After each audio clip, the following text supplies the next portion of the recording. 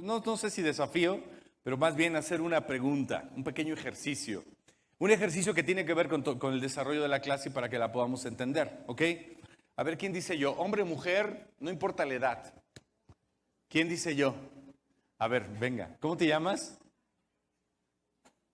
Julie, venga, préstenme el micrófono. ¿Quién se llevó el micrófono? El micro. Ah, ¿por qué tan lejos? Okay, gracias. Julie, bienvenida. Un fuerte aplauso a Julie. Bueno, este ejercicio es muy simple. Es muy simple. Y no fue diseñado ni para hombres ni para mujeres. Es así de simple. Te voy a hacer una pregunta, ¿ok? Y la pregunta consiste en esto. Por eso dije que no había premios. ¿Me podrías decir la cosa más vergonzosa que has hecho y que te ha marcado de por vida? Dame el micrófono, gracias.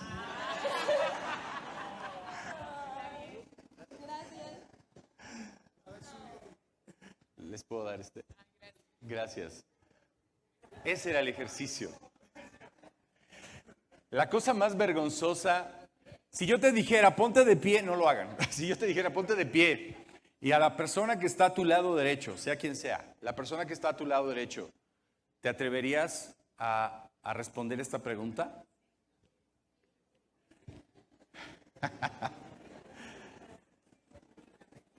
Públicamente. Fíjense bien, de lo que quiero hablarte es acerca de eso, de hablar acerca de la vergüenza y de lo que la vergüenza produce en nuestras vidas. La clase se llama La vergüenza y el antídoto. Y sale un poquito acerca de las series que está hablando Humberto, pero para mí siento que fue un tema, y es un tema que recurrentemente viene a mi vida, ¿no? ¿Por qué? Porque finalmente creo que yo soy alguien, no sé tú, pero yo sí soy alguien que por vergüenza, por esta sensación, esta emoción que produce la vergüenza, muchas veces no me atrevo a hablar, no me atrevo o me da pena qué es lo que los demás piensen de mí. Yo sé que en este lugar absolutamente todos hemos podido experimentar este sentimiento que se llama vergüenza. Y el día de hoy vamos a enfocarnos específicamente en eso, en hablar acerca de la vergüenza, pero lo más impresionante y lo más especial que tiene la palabra de Dios, el antídoto. El antídoto para poder vivir y poder enfrentar esta emoción. La vergüenza tiene un peso específico y a la vez es tan grande que muchas veces muchos de nosotros vivimos atrapados y podemos vivir abrazando la vergüenza por muchos años. Yo sé que muchas veces cuando decimos vergüenza, pues bueno, te puede venir a la mente el día que hiciste una tontería, una bobada o te caíste o algo así, pero yo estoy hablando de algo más profundo. La vergüenza que nos atrapa, que nos mete en una prisión y que nos mantiene ahí por mucho tiempo. Y lo triste de todo es que algunos pueden pasar años y pueden estar atrapados en la vergüenza. La vergüenza también tiene la facultad y el poder para hacer miserables nuestras vidas. Y además de eso, y no conforme con eso, también la vergüenza tiene la facultad para hacer miserable la vida de la gente que nos rodea. De tal forma que te hace infeliz a ti y puede hacer infeliz a otras personas. Y además gente que te ama. Muchas veces, déjenme más de acá, ok. Muchas veces, y esto lo he notado a lo largo de mi vida como discípulo, si hay un sentimiento, una emoción que debilita, obstaculiza o paraliza, estanca a muchos cristianos, es la vergüenza.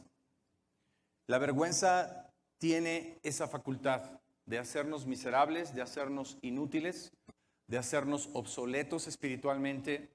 Y la noticia que esta mañana yo quiero traerte es, eso no es verdad delante de Dios. La buena noticia es que Dios no quiere que vivamos así. No quiere que vivamos siendo personas o seres inútiles. Dios no nos creó para ser inútiles.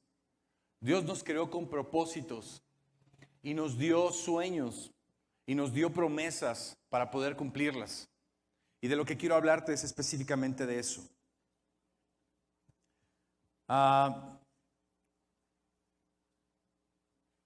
El antídoto radica específicamente en Jesús.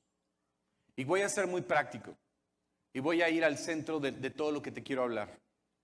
El único que tiene la facultad de arrancar de raíz la vergüenza, la culpa, la amargura y cualquier otra emoción y sentimiento que muchas veces nos estanca, es Jesús, es Dios. Él es el único. Tú puedes pasar por situaciones emocionales muy complicadas. La vergüenza, como te dije, es una emoción. Y ahorita vamos a ver la definición. La vergüenza es un sentimiento, no una emoción. Es un sentimiento incómodo de culpa y humillación que surge usualmente por el pecado o el fracaso. Esta es una definición del diccionario bíblico, no de la Real Academia. Es un sentimiento incómodo de culpa y humillación que surge usualmente por el pecado o el fracaso. Y como ejemplo, pues hay un ejemplo muy claro y muy rápido, que es el ejemplo de Adán y Eva. ¿Qué fue lo que pasó? ¿Qué fue lo que sucedió cuando ellos pecaron? ¿Qué fue el sentimiento que experimentaron? El primer sentimiento. ¿Qué fue lo primero que experimentaron? ¿Qué fue? Vergüenza. Exactamente. Ya se desconectó, creo. Pero bueno. Ok, pues nos vamos a ir así entonces. ¿Le pueden dar a la siguiente, por favor?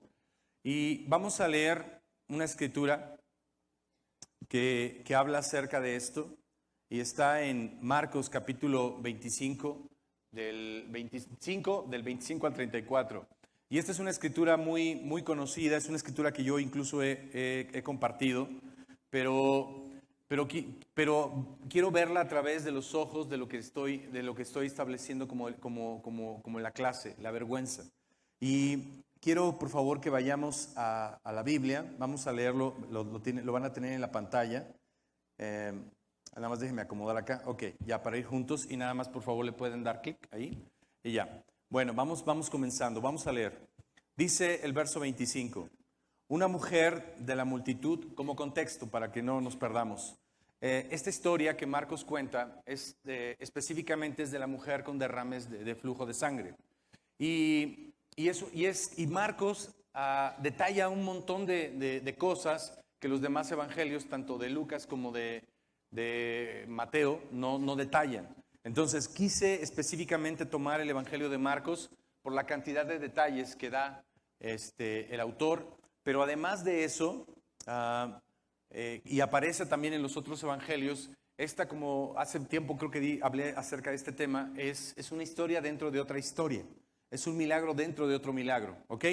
Y este obviamente es el segundo milagro. Jesús va de camino con una persona apretujado de mucha gente, de una gran multitud, y en el verso 25 comienza la historia de esta mujer. Dice, una mujer de la multitud hacía 12 años sufría una hemorragia continua. Había sufrido mucho con varios médicos y a lo largo de los años había gastado todo lo que tenía para poder pagarles, pero nunca mejoró. De hecho, se puso peor. Lo primero que dice esta historia y lo que está narrando el autor acerca de esta mujer es que dice que era una mujer que sufría un problema de hemorragia. Un problema de hemorragia continua y que además todo lo que tenía se lo había gastado, todo el dinero que lo había invertido para poder curarse, todo lo había gastado todo lo que tenía, no sé cuánto exactamente era, pero era mucho dinero. Y dice que además de sufrir en medio de los doctores que la atendían, dice también que en lugar de mejorar, iba empeorando cada vez más. Ahora, ¿cuál es el asunto acerca de esta mujer que ceremonialmente, y lo vamos a ver ahorita, en la siguiente escritura, por favor, que es Levítico 15:25, salud. Dice la Biblia, si una mujer tiene durante muchos días un flujo de sangre que no está relacionado con su periodo menstrual, y más adelante dice que aún así, si fuera aún por su periodo menstrual, bueno, y el sangrado continúa más tiempo de su periodo normal, es ceremonialmente impura.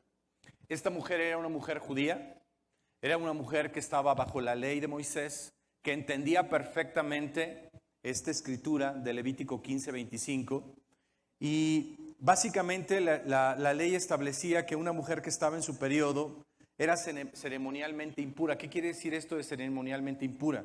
Bueno, que no podía entrar al templo, no podía tocar a nadie, porque esta persona espiritualmente tenía la facultad de contaminar o de hacer impuros a cualquier persona que los tocara.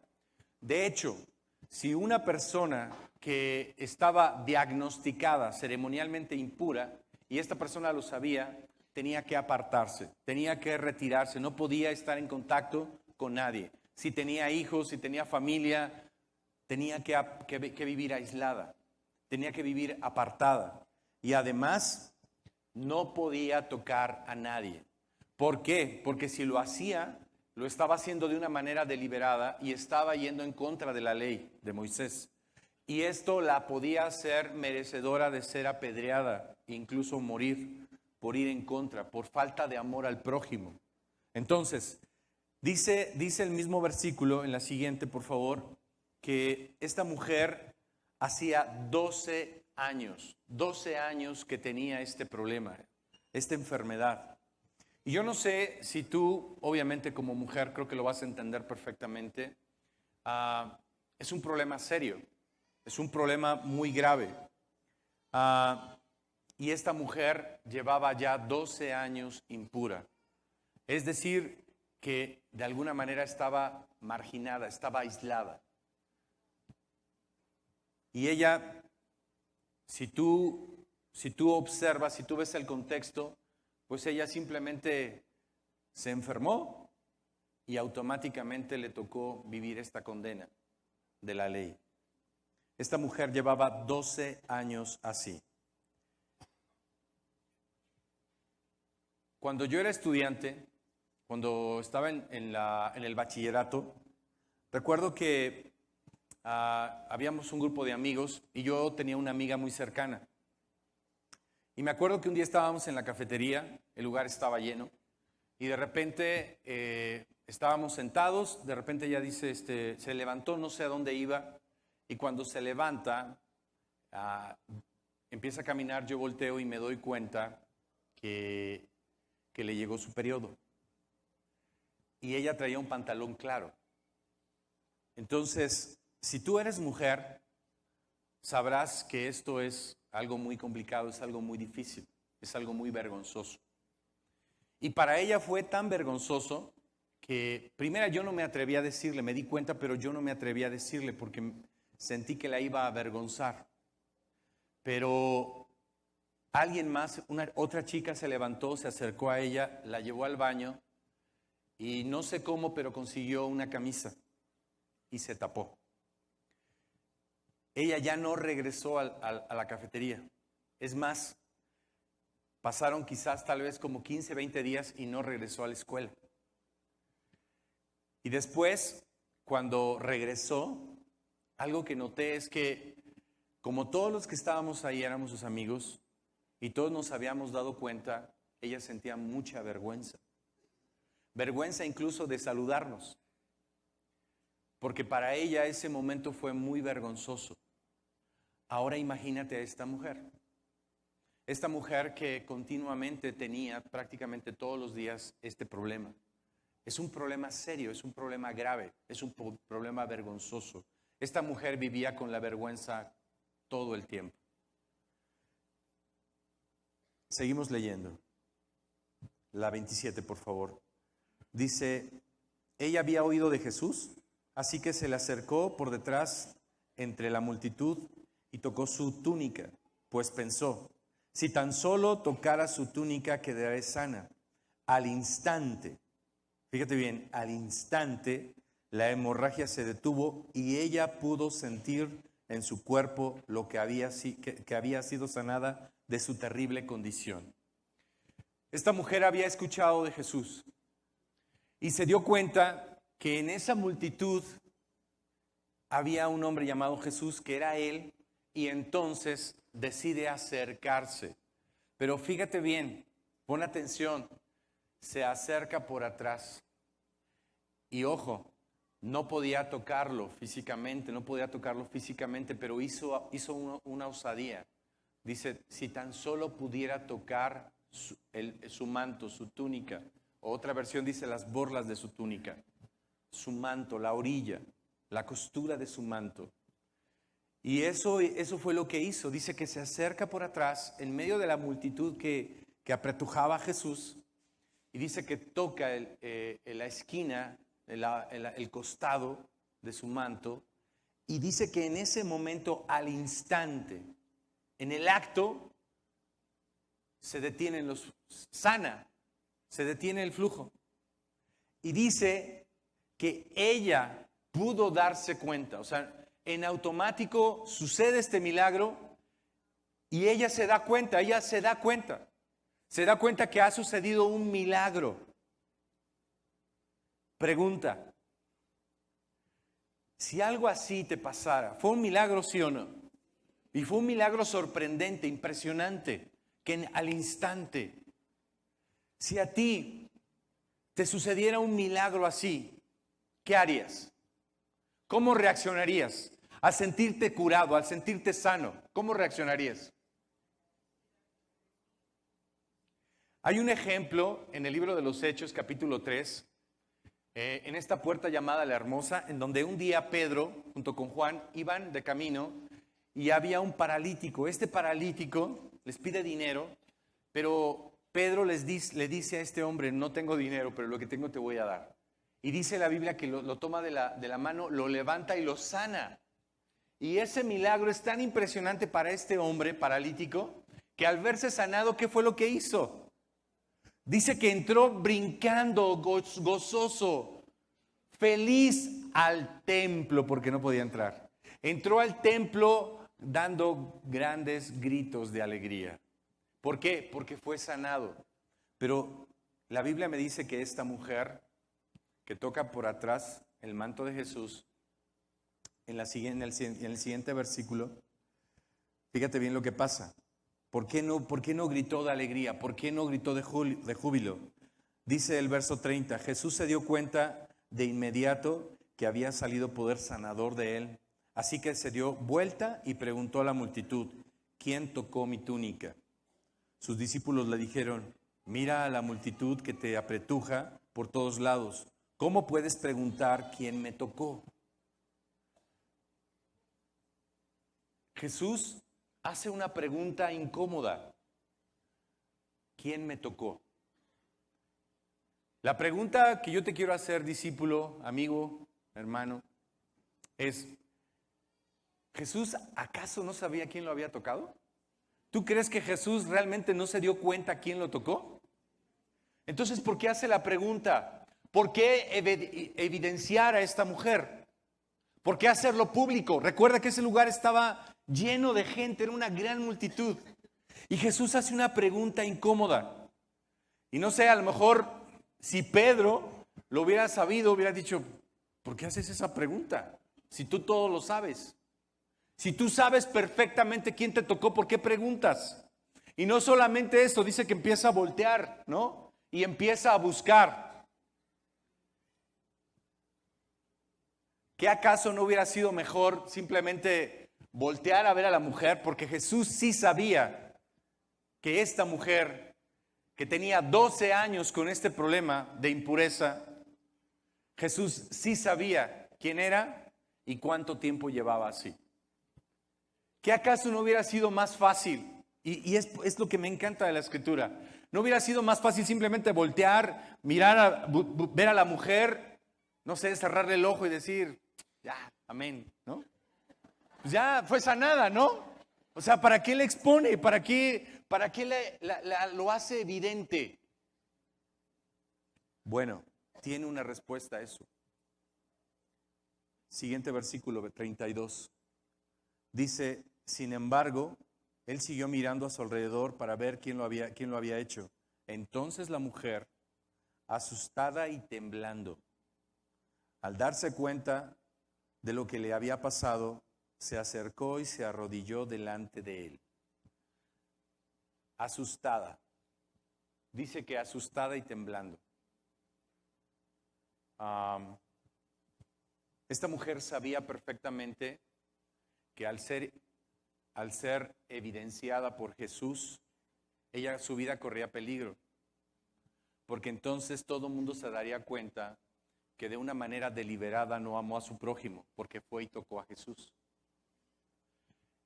Y no solamente era una mujer avergonzada, sino también sabía perfectamente que podía morir en ese momento, porque lo que había hecho iba en contra de la ley de Moisés. Dice que se arrodilla no para adorarlo, para suplicarle, no para darle gracias, para suplicarle que por favor, no lo dice así, pero no me evidencies, por favor, perdóname porque te toqué. Y lo que hace es, comenzó a confesarle lo que había hecho. Y el centro de todo lo que te quiero hablar es esto. Esta mujer, al verse descubierta, va y se arrodilla en actitud no de adoración, sino de humillación, para pedirle por favor de alguna manera no me evidencies, no me condenes, perdóname. Y dice que le explica, le confiesa el por qué lo hizo. Y este es el centro del por qué Jesús, que sabía perfectamente quién era, lo hace evidente.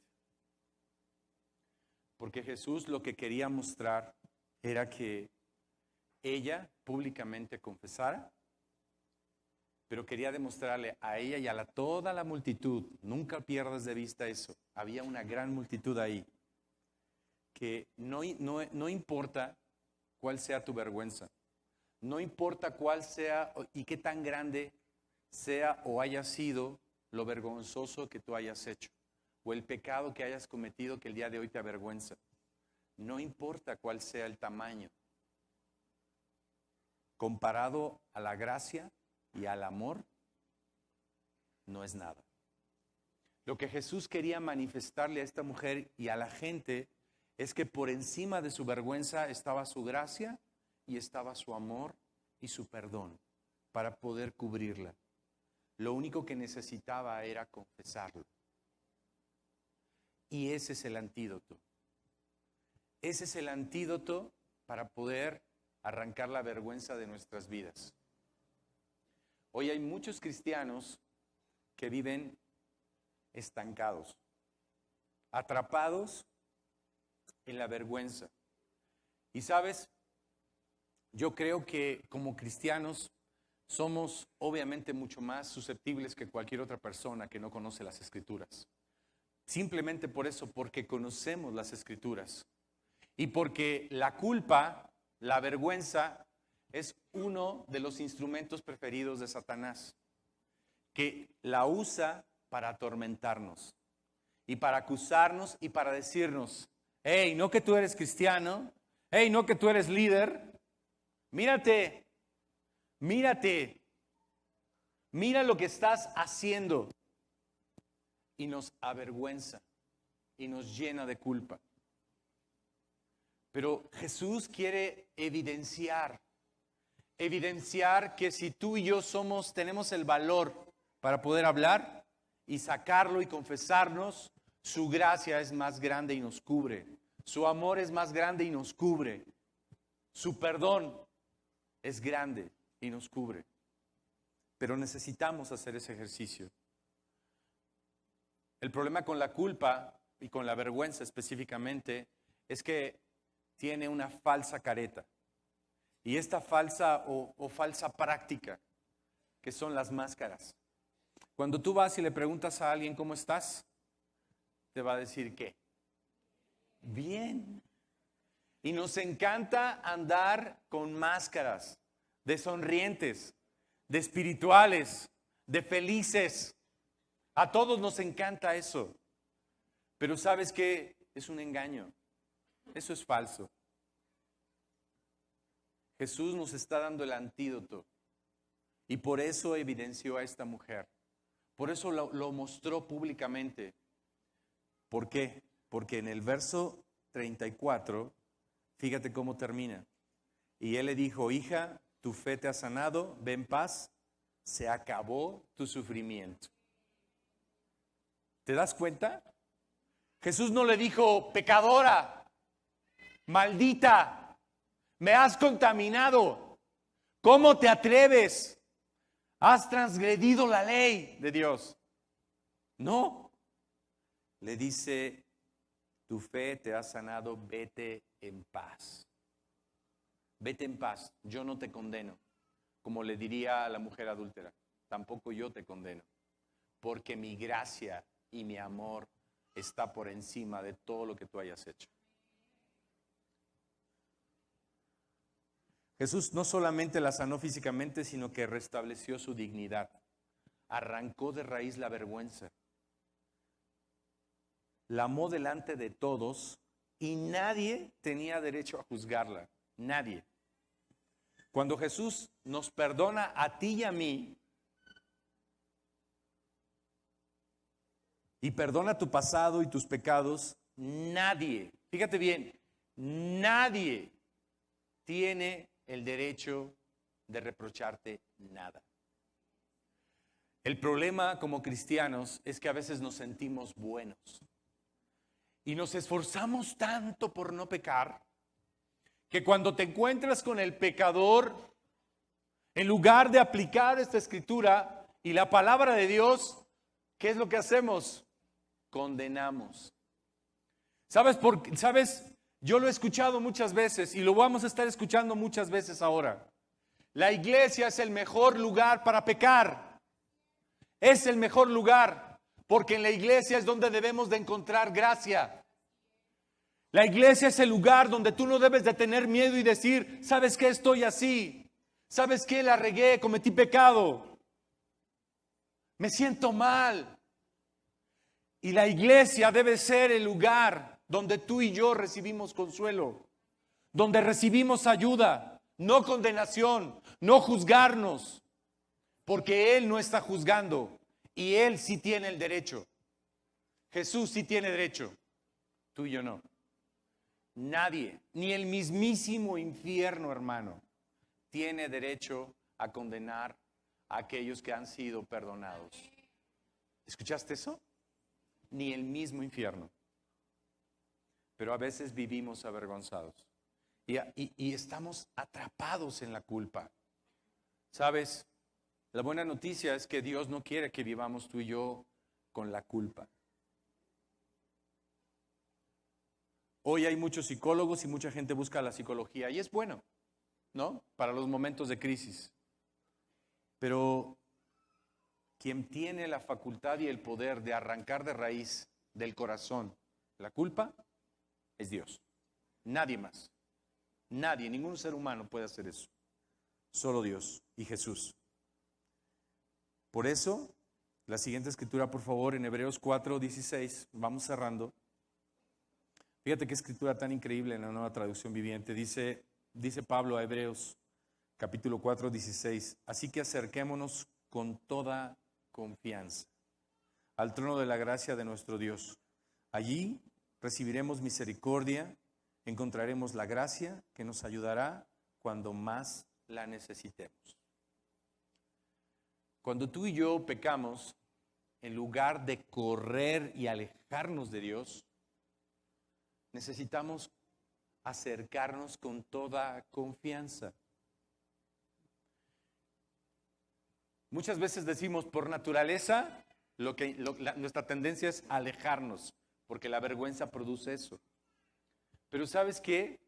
Tú y yo fuimos creados por Dios para honrarlo, pero también para buscarlo, para estar cerca de Él. Nuestra conciencia y específicamente Satanás. Ahora no le quiero echar la culpa todo el tiempo a Satanás, ¿ok? ni tampoco te estoy dando libertad para que ahora peques y hagas lo que se te pegue la gana. Ojo, no estoy diciendo eso. Lo que estoy diciendo es que muchas veces Satanás, cada vez que tú y yo la regamos, cada vez que tú y yo hacemos algo que va o que transgrede a Dios, él lo que hace en nuestra conciencia es acusarnos. Y cuando tú quieres arrodillarte y buscar a Dios, o cuando quieres venir a la iglesia y alabar a Dios, o cuando quieres abrir la Biblia y leerla, Satanás está ahí bombardeándote, ¿no? Pero sabes, la Biblia es muy clara. Dice, acerquémonos con toda confianza, porque Dios es bueno, porque Dios es amoroso, porque Dios nos perdona, porque Dios quiere que nos acerquemos, porque quiere que dependamos de Él y no que vivamos en vergüenza. ¿No lo crees? Fíjate bien, te quiero leer por último el Salmo 69 y aquí terminamos. Salmo 69, versos 17 y 21, y este es un salmo mesiánico, porque está hablando específicamente, lo escribió David, pero es un salmo mesiánico porque está expresando a detalle contiene varios elementos de detalle que contiene la cruz de Cristo. Verso 17 dice, no te escondas, contéstame rápido, porque estoy en graves dificultades. Ven y rescátame, líbrame de mis enemigos. Tú conoces mi vergüenza, mi desprecio y mi deshonra. ¿Ves todo lo que hacen mis enemigos? El siguiente, por favor. Sus insultos me han destrozado el corazón y estoy desesperado. Si al menos una persona me tuviera compasión, si tan solo alguien volviera y me consolara. En cambio, de comida me dan veneno y me ofrecen vino agrio para la sed. Lo que está expresando el salmista es exactamente el momento en el que Jesús está siendo insultado y avergonzado en el momento de ser clavado en la cruz. Y este salmo mesiánico expresa precisamente ese instante, esos momentos. Pero algo que quiero que veas es el amor de Dios por ti y por mí. Porque Jesús fue alguien que fue expuesto y que padeció vergüenza y que lo está expresando aquí. Me siento avergonzado. Ayúdame, Señor. No me desampares. Pero ¿sabes? Jesús fue avergonzado y fue a la cruz para que tú y yo fuéramos honrados, para que tú y yo fuéramos perdonados, para que tú y yo en el momento de la necesidad y vayamos al trono de gracia, a la presencia de Dios, recibamos amor y consuelo. Por esa razón Jesús tuvo que pasar por ahí. Jesús experimentó exactamente ni más ni menos lo que tú y yo hemos experimentado. Él sabe perfectamente cómo estamos y Él quiere que lo busquemos. Él quiere que estemos cerca de Él. ¿Qué es lo que vas a hacer, amigo? ¿Qué es lo que vas a decidir? ¿Vas a seguir así, alejado? ¿Vas a seguir con tu misma vida? ¿Sabes? Hay respuesta, o sea, hay solución a cualquier problema. Hay una respuesta bíblica, clara, contundente. Dios te ha traído para tratar con tu pecado, con tu necesidad, porque quiere restaurar tu vida. Y eso es impresionante. Nadie más lo va a hacer. Amén. Terminamos con una oración. Acompáñame, por favor.